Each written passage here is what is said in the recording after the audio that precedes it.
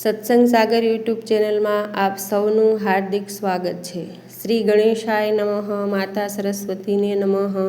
આજના વિડીયોમાં આપણે સાંભળીશું પવિત્ર પુરુષોત્તમ માસનો અધ્યાય 13મો, જેનું નામ છે દ્રઢ ધન્વાનું આખ્યાન। સૂત પુરાણી કહે છે, હે મુનિ દેવો, સનાતન નામના મુનિને નારદજીને દ્રઢ ધન્વા રાજાનું આખ્યાન સંભળાવેલું હતું તે હું આપને કહું છું। હમહઈ નામના દેશમાં શૂરવીર અને ધર્મનિષ્ઠ ચિત્રધર્મ રાજાને દ્રઢ ધન્વા નામે પુત્ર હતો। તે 14 વિદ્યાઓમાં નિષ્ણાંત હતો। વિદ્યાભ્યાસ પૂરો કરી તે પાછો ફર્યો તો તેને જોઈ ચિત્રધર્મને વૈરાગ્ય ઉપજ્યો અને દ્રઢ ધન્વાને રાજપાટ સોંપી પુલ હનુમાનના આશ્રમમાં જતો રહ્યો। ત્યાં જઈ તેણે નિરાહાર રહી ભગવાનનું ધ્યાન કર્યું તો ટૂંક સમયમાં જ તેને વૈકુંઠ પ્રાપ્ત થયું।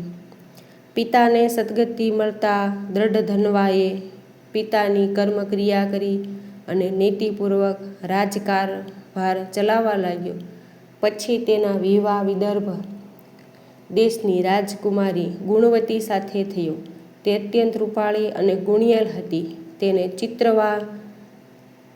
ચિન્વાક, મણિમાન અને ચિત્રકુંડલ એમ 4 પુત્રો અને ચારુમતી નામની પુત્રી થઈ। દ્રઢ ધન્વાએ વિચાર્યું કે મારા એવા કેવા કર્મો કે મને આવું સંપૂર્ણ સુખ મળ્યું। સવારે તે સ્નાનાદિથી પરવારી ઘોડા પર બેસી શિકારે નીકળ્યો। તેણે તીર છોડી એક મૃગને ઘાયલ કર્યો અને તેની પાછળ પડ્યો, પણ એ મૃગ હાથમાં ન આવ્યો। બપોર થતાં તે તરસથી વ્યાકુળ થઈ ગયો અને સરોવરનું પાણી પીવા એક વૃક્ષની છાયામાં બેઠો તો માનવીની જેમ બોલતો એક પોપટ આવ્યો અને દ્રઢ ધન્વાને એક શ્લોક કહ્યો, હે રાજા, તું વિલાસમાં મગ્ન રહે છે,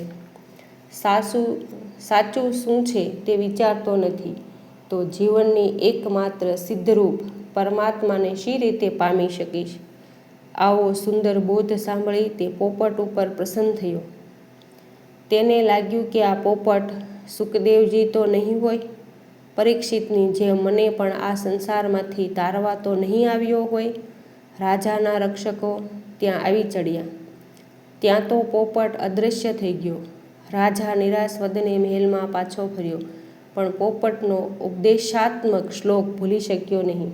તેણે ભોજન પાણીનો ત્યાગ કર્યો અને માત્ર પોપટે બોલેલા શ્લોકનું જ રટણ કરવા લાગ્યો। સૌ આ જોઈ ચિંતામાં પડી ગયા।